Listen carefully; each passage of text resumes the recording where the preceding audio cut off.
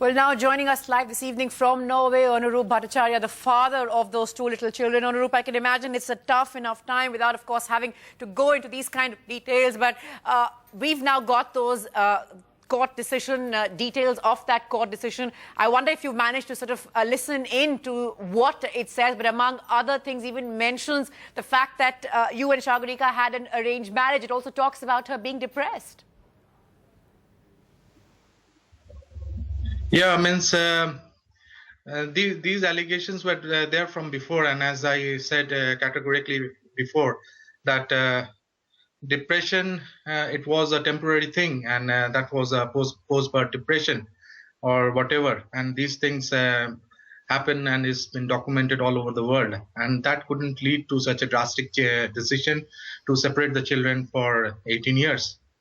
And arranged marriage is a common thing, and that has nothing to do with taking away the children. And there are many arranged marriages in India and in all over the Asian societies, basically. So you can understand what kind of atrocious and uncanny kind of allegations these are. Right, Anurup, of course, getting more details of that, like my colleague Nupur Tiwari, of course, has reported all evening. There are, of course, a whole host of objections they had, among them, of course, also being what we've been reporting here on NDTV as those cultural differences between the two countries. Once again, the focus there being on, virtually force-feeding, etc. Was there any attempt to get your version of things at any point? Yeah, force feeding. I think most of the Indian mothers, they try to give the child this kind of in that way, and 99% of the mothers, I would guess, does that. It's nothing. It's purely cultural, because a mother or a father doesn't get content and doesn't have their food unless they think that the child is okay and is in good shape. So these are purely cultural, as you can understand, and force. That's the only thing which I can say from my part. Right, there's of course also a fair amount of mention of you. They talk about how you prioritized work, etc. Moving away really from this court decision, we know that the next couple of days we're told are also going to be very crucial. There are a whole host of meetings lined up. We saw that, of course, that very emotional meeting that took place on Friday. Keeping our fingers crossed, when do you believe that your children will be handed over to their uncle? We guess that it should not take more than 2 to 3 weeks. And as the process is going, and they're very impressed with my brother, they have given very big certificates that he's more capable and he has certain kind of things which they're impressed with. So hopefully it shouldn't take more than 2 to 3 weeks, but that's our understanding and that's our wish.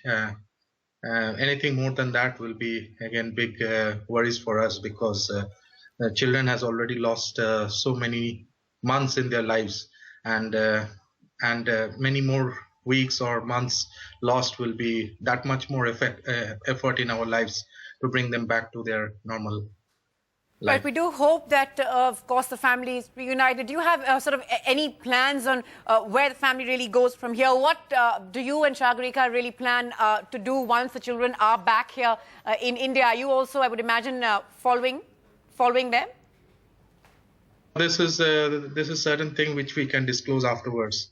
Right now we can't comment on that. That's absolutely fine. I can sort of imagine that. Also, Anurup, of course, lots of viewers have been writing in this evening asking just how everybody else, how your colleagues there in Norway have responded to your predicament. We know that the children, of course, taken away 9 months ago. But what's the sort of support system, if any, if you really managed to get going in something that sort of helped you in some of your darkest and most difficult days?